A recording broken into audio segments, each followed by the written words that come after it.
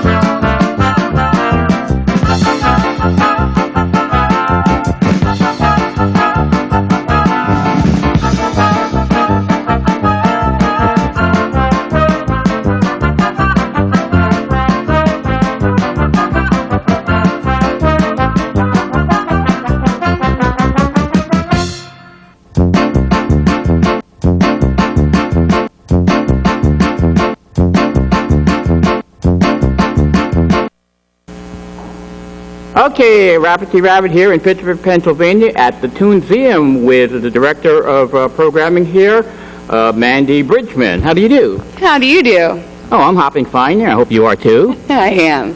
Yeah. Well, anyway, so you have a museum here about cartoons. Now, cartoons can mean a lot of many different things. So what do you cover here at the Toonseum?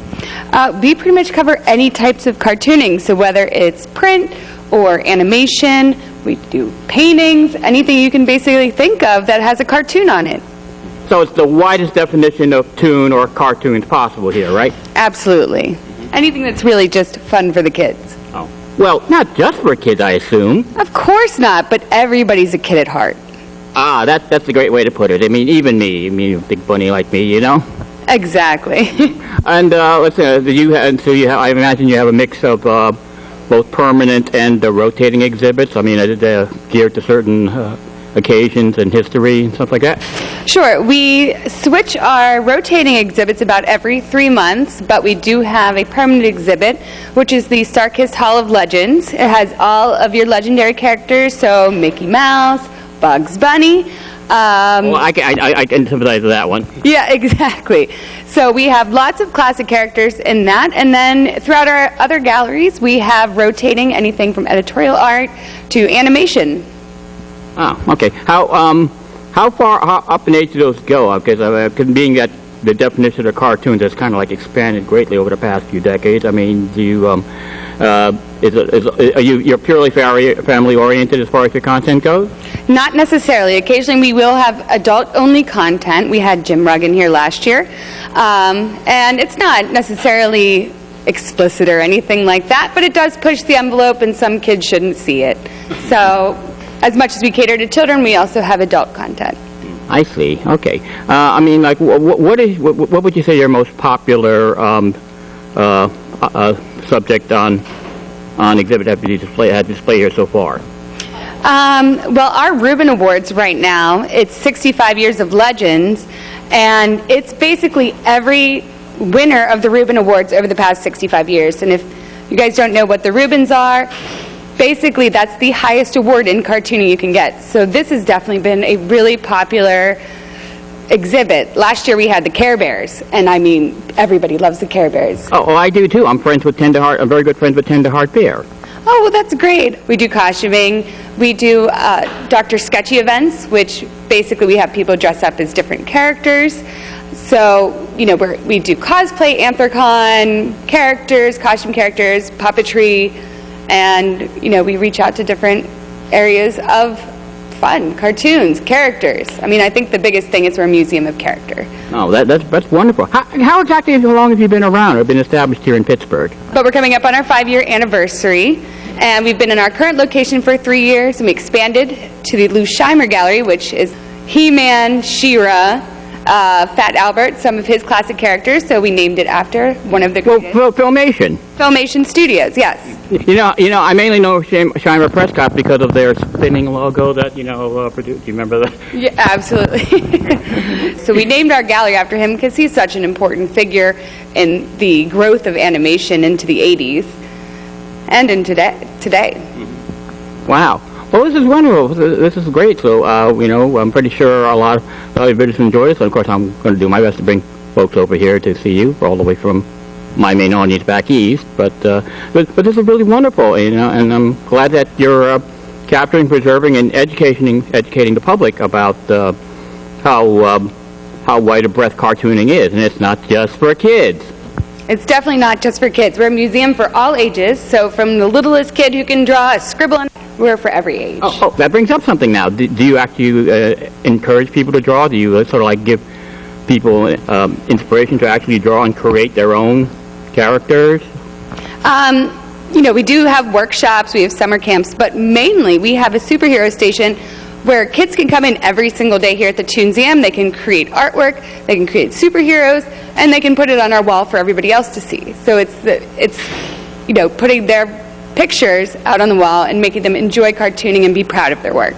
So you're also giving birth to other people's ideas for cartoons and characters. That's so great. Just like how I got started on cable TV, Absolutely. Okay. Well, again, I'd like to thank you, Mandy, for allowing me my audience to visit here, and I'm sure you best of luck in your ventures here and spreading the good news about cartoons and tunings. Thank you so much for stopping by the Toonseum here in Pittsburgh, and we'd love to see you here again soon. Yes, well, I'm pretty sure I'll be hopping by sometime soon along with some of my other friends. Okay, thank you very much. Thank you.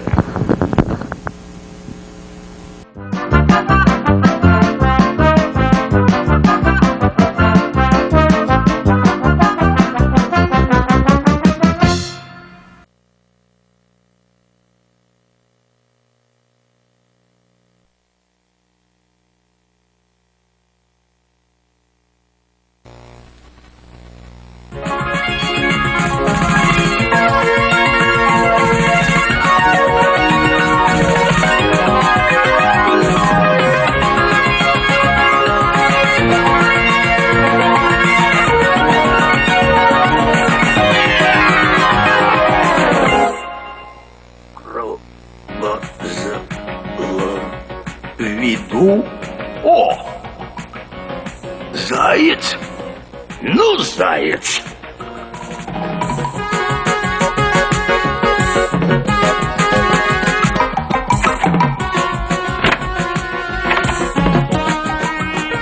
Кто?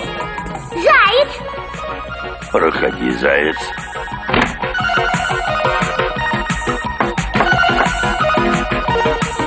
Кто? Заяц!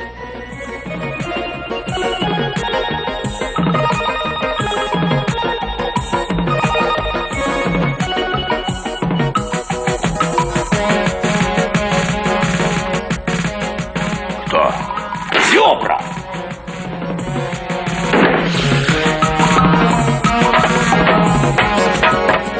Кто? Черепаха.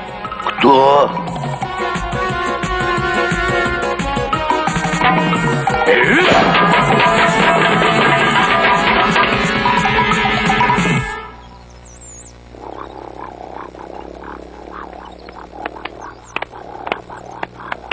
О!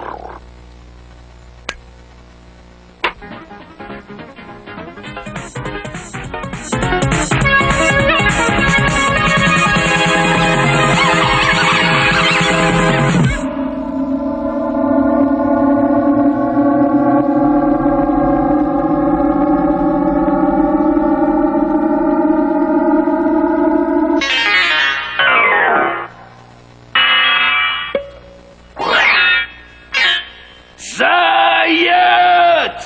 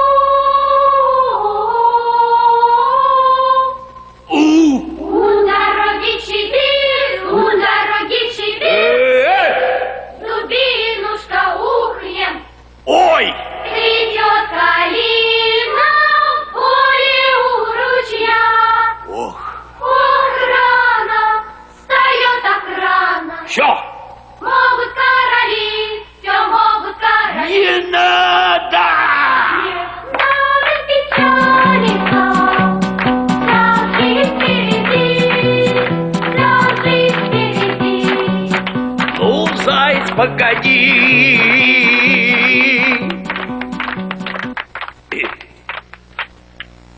Балет!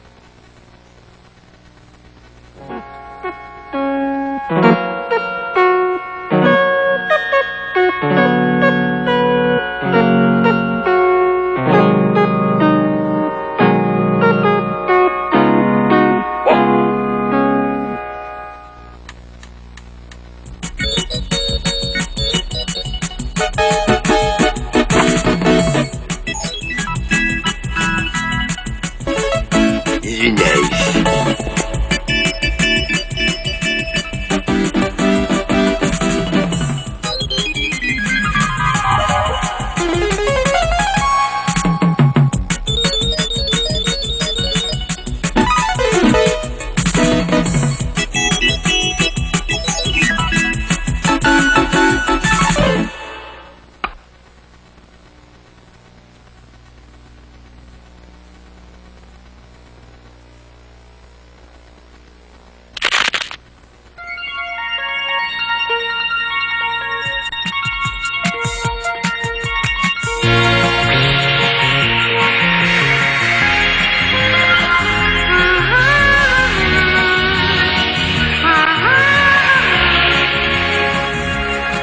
Я как айсберг в океане, все плывет в сплошном тумане, ничего вокруг не вижу. Белый свет, как белый снег.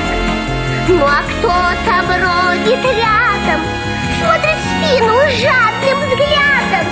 Кто же он на самом деле, хищник или человек?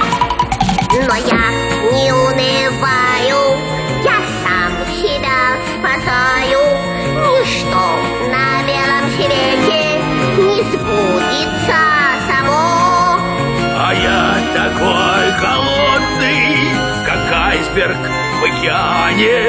А ты такой прекрасный, как летом эскимо.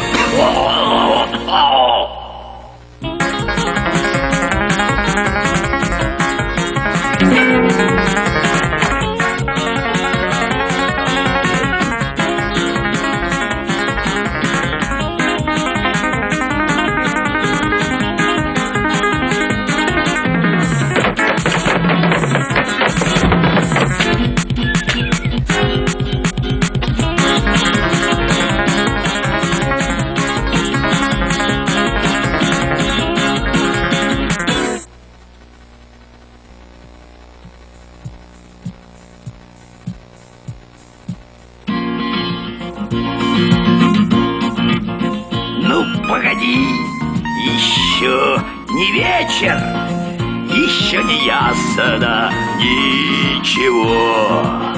И верю я, наступит встреча. под крышей дома твоего. Под крышей дома твоего.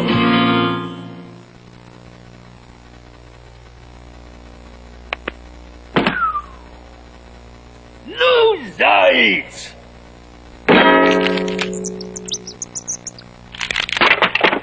Под крышей дома своего. Ну, погоди.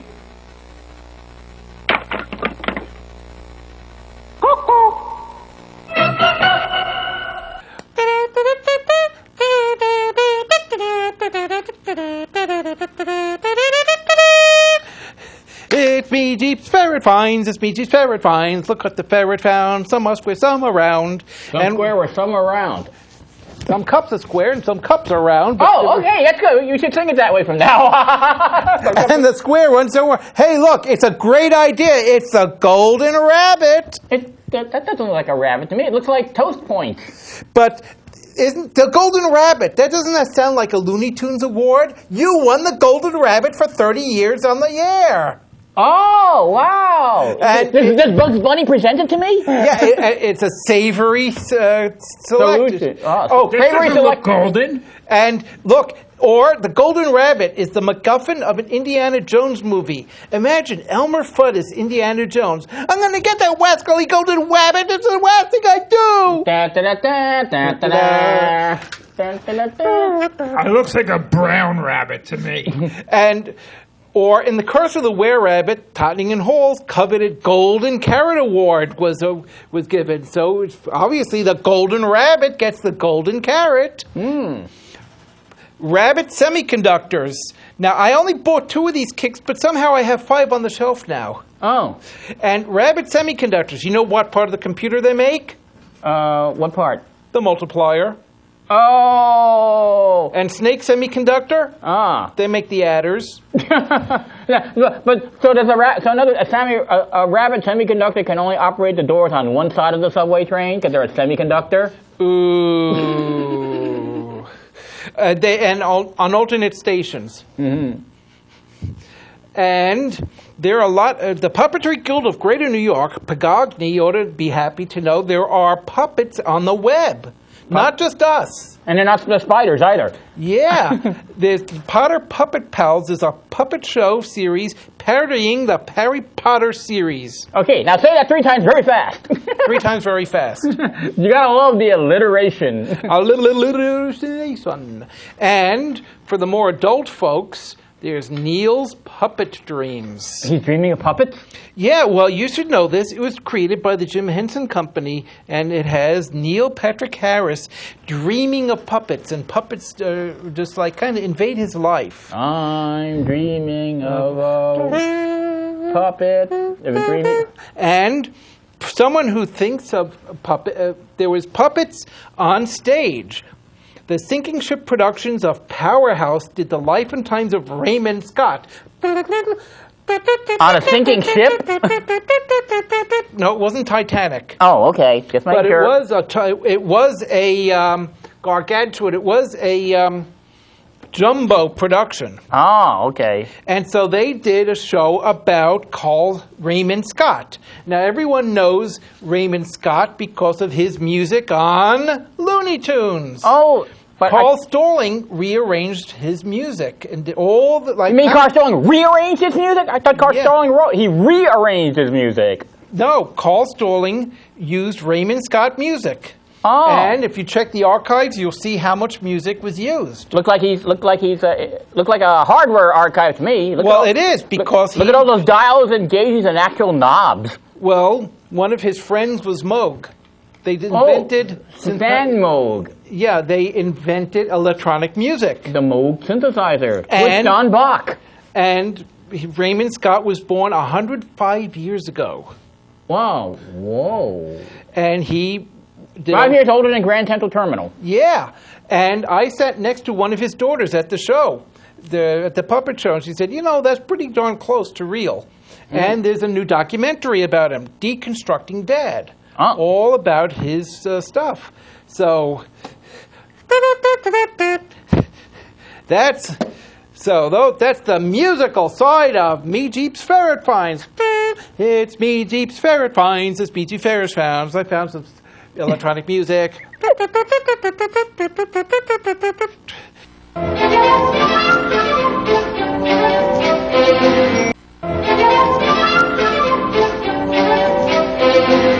The Rabbit's Carnival by Annie Engel.